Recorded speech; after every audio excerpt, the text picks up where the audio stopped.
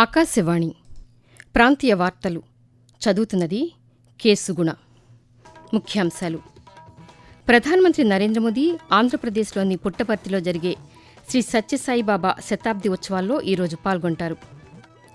ఆంధ్రప్రదేశ్ ముఖ్యమంత్రి నారా చంద్రబాబు నాయుడు శ్రీ సత్యసాయి, వైఎస్సార్ కడప జిల్లాల్లో ఈరోజు పర్యటిస్తారు.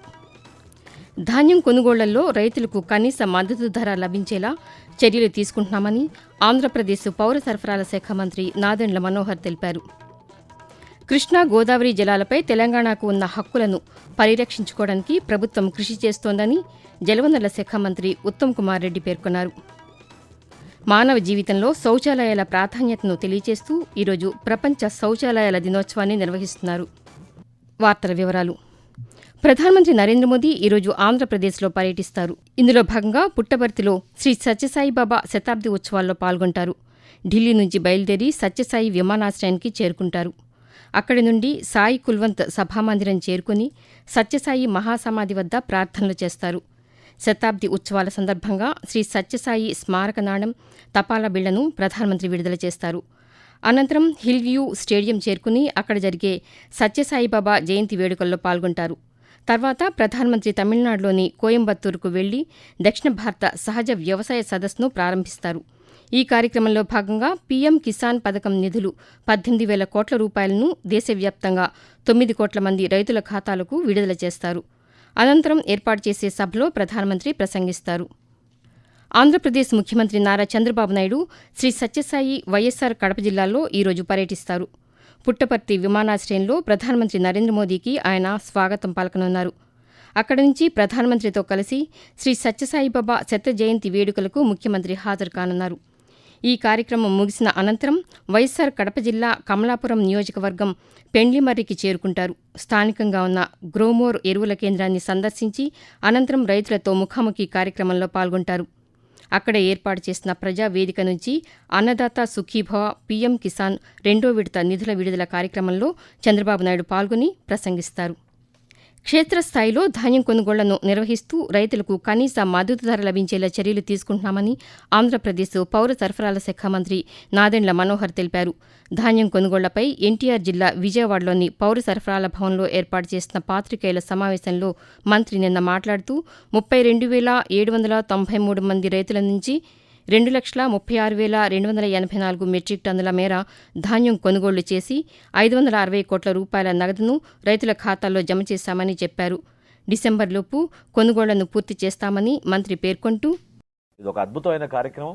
ఈ రోజు వరకు దాదాపు ఒక 500 మంది రైతులు ఈ వాట్సాప్ చాట్ బాట్ ద్వారా దాన్ని సద్వినియోగం చేసుకున్నారు. 7337359375 ఈ నంబర్కి వాళ్ళు జస్ట్ హాయ్ అనే మెసేజ్ పెట్టి వాళ్ళు ధాన్యం అమ్ముకోవడానికి ఒక షెడ్యూల్ అనేది ప్రక్రియ ద్వారా మనం అందించగలుగుతాం.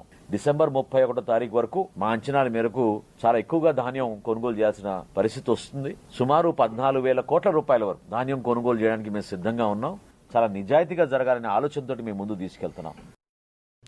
ఆంధ్రప్రదేశ్లోని పురాతన ఆలయాల పునర్నిర్మాణానికి ప్రభుత్వం చర్యలు తీసుకుంటోందని దేవాదాయ, ధర్మాదాయ శాఖ మంత్రి ఆనం రామనారాయణ రెడ్డి తెలిపారు. దేవాదాయ శాఖ అధికారులతో నెల్లూరులో మంత్రి నిన్న సమీక్ష సమావేశాన్ని నిర్వహించారు. అనంతరం ఆయన పాతికేయుల సమావేశంలో మాట్లాడుతూ, ఇప్పుడు ప్రభుత్వం 10,000 రూపాయలు ఇస్తుంది. ఆ 10,000 రూపాయలని గతంలో ఇచ్చేటువంటి వాటితో కలిపి కొత్తగా ఇప్పుడు 141 ఆలయాలకి మంజూరు చేయడం జరిగింది. రాష్ట్ర ప్రభుత్వం మంజూరు చేసినటువంటి మొత్తం 118,45 లక్షల రూపాయలని మంజూరు చేశారు. ఆకాశవాణి ప్రాంతీయ వార్తలు వింటున్నారు. ఆంధ్రప్రదేశ్లో అంబేద్కర్ గురుకులాల విద్యార్థులకు ఐఐటి, నీట్ లాంగ్ టర్మ్ శిక్షణా కేంద్రాన్ని నిర్మించనున్నామని సాంఘిక సంక్షేమ శాఖ మంత్రి డోలా శ్రీ బాల వీరాంజనేయ స్వామి వెల్లడించారు. విజయవాడలోని ఐఐటి, నీట్ శిక్షణా కేంద్రంలో మంత్రి నిన్న ఆకస్మిక తనిఖీలు నిర్వహించారు. అక్కడ విద్యార్థులకు అందుతున్న సౌకర్యాలు అడిగి తెలుసుకున్నారు. ఈ సందర్భంగా బాల వీరాంజనేయ స్వామి మాట్లాడుతూ గురుకులాల్లో చదివే ఎస్సీ, ఎస్టీ విద్యార్థుల కోసం ఐఐటి, నీట్ శిక్షణా కేంద్రాలను 3 నుంచి 10కి పెంచామని చెప్పారు.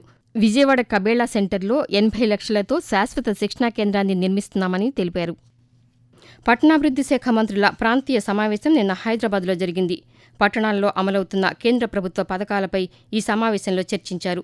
తెలంగాణ, ఆంధ్రప్రదేశ్, గుజరాత్, మహారాష్ట, గోవా, దాద్రానగర్ హవేలీ కేంద్రపాలిత ప్రాంతాల మంత్రులు ఇందులో పాల్గొన్నారు. ఈ కార్యక్రమానికి ముఖ్య అతిథులుగా కేంద్ర పట్టణాభివృద్ది శాఖ మంత్రి మనోహర్ లాల్ ఖట్టర్, తెలంగాణ ముఖ్యమంత్రి రేవంత్ రెడ్డి హాజరయ్యారు. సమావేశం అనంతరం ఆంధ్రప్రదేశ్ పురపాలక శాఖ మంత్రి పి. నారాయణ పాతికేయులతో మాట్లాడుతూ, సెంట్రల్ గవర్నమెంట్ ఇచ్చిన ప్రాజెక్టులలో ఏ విధంగా ముందుకు పోతున్నాయి, వాళ్ళకున్న సమస్యలు అనేది ప్రతి స్టేట్కి సంబంధించి ఆ మినిస్టర్తోనూ ఆ కన్సర్న్ అఫీషియల్స్తో చాలా డీటెయిల్గా డిస్కస్ చేశారు.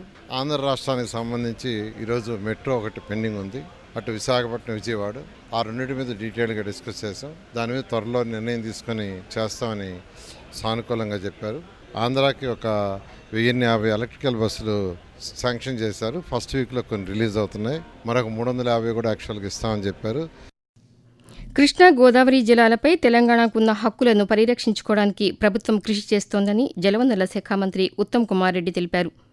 ఢిల్లీలోని శ్రమశక్తి భవన్లో కేంద్ర జలశక్తి మంత్రి సిఆర్ పాటిల్తో ఉత్తమ్ కుమార్ రెడ్డి నిన్న సమావేశమై కర్ణాటక ప్రభుత్వం చేపట్టిన ఆల్మట్టి డ్యాం ఎత్తు పెంపు, ఆంధ్రప్రదేశ్ ప్రభుత్వం ప్రతిపాదిస్తున్న పోలవరం బనకచెర్ల ప్రాజెక్టుపై కేంద్ర మంత్రికి వివరించారు. కేంద్ర మంత్రిని కలిసిన అనంతరం ఆయన పాతికేయులతో మాట్లాడుతూ, ఆలమట్టి ఎత్తు పెంపుపై పోరాటానికి న్యాయకోణాలన్నింటినీ పరిశీలిస్తున్నామన్నారు. అలాగే పోలవరం వరద జలాల తరలింపును అడ్డుకుంటామని తెలిపారు. తెలంగాణలోని సాగునీటి ప్రాజెక్టులకు నిధులు ఇవ్వాలని కేంద్ర మంత్రిని కోరామని మంత్రి వివరించారు. ఆరోగ్యకరమైన జీవనానికి మానవ జీవితంలో శౌచాలయాల ప్రాధాన్యతను తెలియజేస్తూ ఈరోజు ప్రపంచ శౌచాలయాల దినోత్సవాన్ని నిర్వహిస్తున్నారు.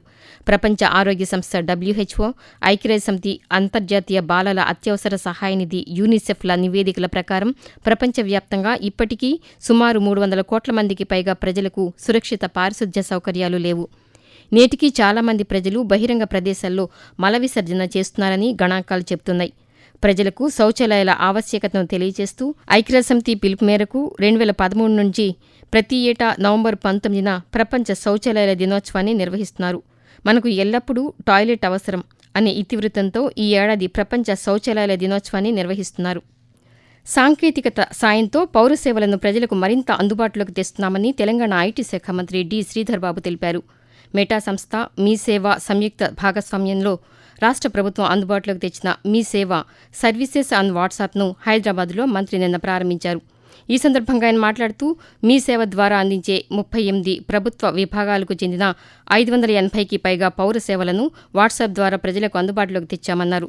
ప్రస్తుతం ఈ సేవలు ఆంగ్లంలో అందుబాటులో ఉన్నాయని, త్వరలోనే తెలుగు, ఉర్దూ భాషలను తీసుకొస్తామని చెప్పారు.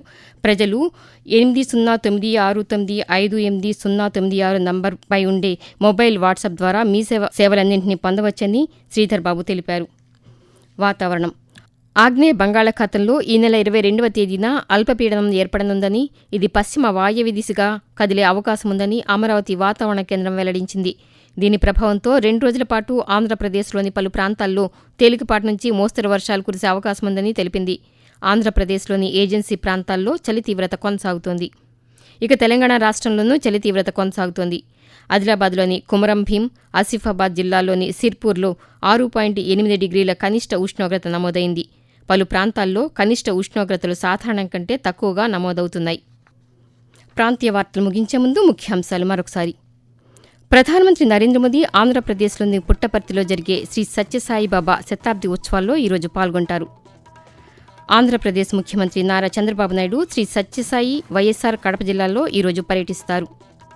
ధాన్యం కొనుగోళ్లలో రైతులకు కనీస మద్దతు ధర లభించేలా చర్యలు తీసుకుంటున్నామని ఆంధ్రప్రదేశ్ పౌర సరఫరాల శాఖ మంత్రి నాదెండ్ల మనోహర్ తెలిపారు.